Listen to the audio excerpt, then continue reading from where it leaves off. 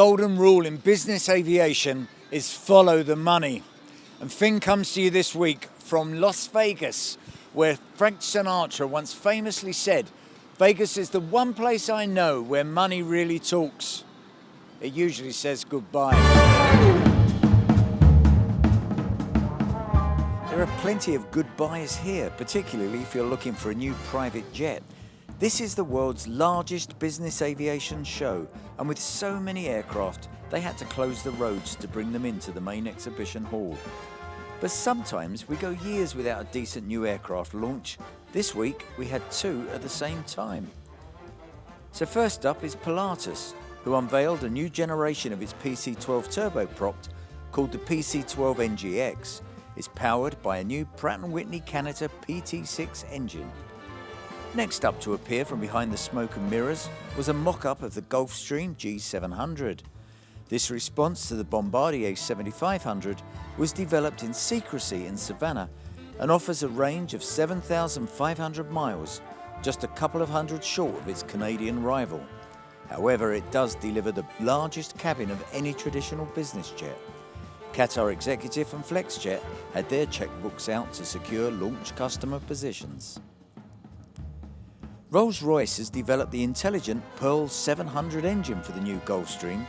That's set up to monitor performance and uses artificial intelligence and analytics to help it meet performance targets. An earlier Pearl engine powered Bombardier's all-new Global 6500 for its global debut, having entered service only 3 weeks ago. Other debutants included the Italian Tecnam P2012 Traveller, which is planning a VIP variant. And Embraer was in the news with a $1.4 million deal with FlexJet for 64 of its jets, including the new Praetor. New variants of earlier models were also on show. These included the fastest and largest cabin light jet, the Cyberjet SJ30i, the speedy TPM 940, and a mock-up of the revived Learjet 75 to be called Liberty. So with all these new business jets coming to market, the focus starts to turn to what goes on inside the cabin. The owners love looking at some of the gadgets and some of the labour-saving devices, but all this goes on behind closed doors. And to find out just what happens, we're going to talk to Shannon Gill, the Managing Director of MSB in the USA. Shannon, what have you got here, and why don't people want us to know what they're doing? What I'd say is that our clients would be proud to know what the end result is, but what they like to do is, like a duck on a pond, they're swimming very rapidly under the water, on the surface very calm.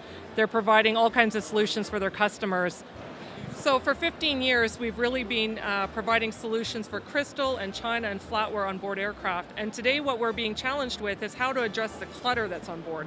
So inside the drawer of the galley, people are putting things like sugar packets up to different types of napkins or solutions for the aircraft. And there were plenty of other gadgets to impress.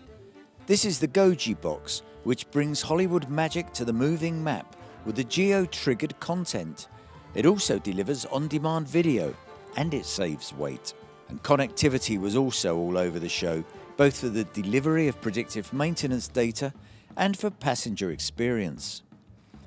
GoGo says it has more than 1,000 advanced systems now installed, flying across a wide array of business aircraft, the most recent being the Phenom 300, following a deal signed at the show. And disruptor OneWeb has moved into the business aviation market with the promise of connectivity above the remotest of areas, even bringing the polar regions to life.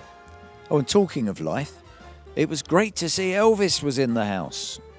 So quite a lot happening with connectivity, but the only time it really works is when it works in the air, for real, and we're testing it right here now. 2 years ago, we looked at Honeywell's connected aircraft idea, and here it is. We're seeing it here at Vegas, and we're currently in a Dassault Falcon 7X at more than 30,000 feet, using the JetWave system to see what's happening for the principals at the back that are looking on their iPhones and iPads, and even in the front, where the pilots are connecting, sending maintenance information down to the ground with the fast data links. I thought I'd test it myself and have a look and just stream live what's happening with our favourite online aviation news channel. So if you want to do it, you can do it on the ground. For more information on business aviation and connectivity, go to that website, wearefin.com, and thank you for watching.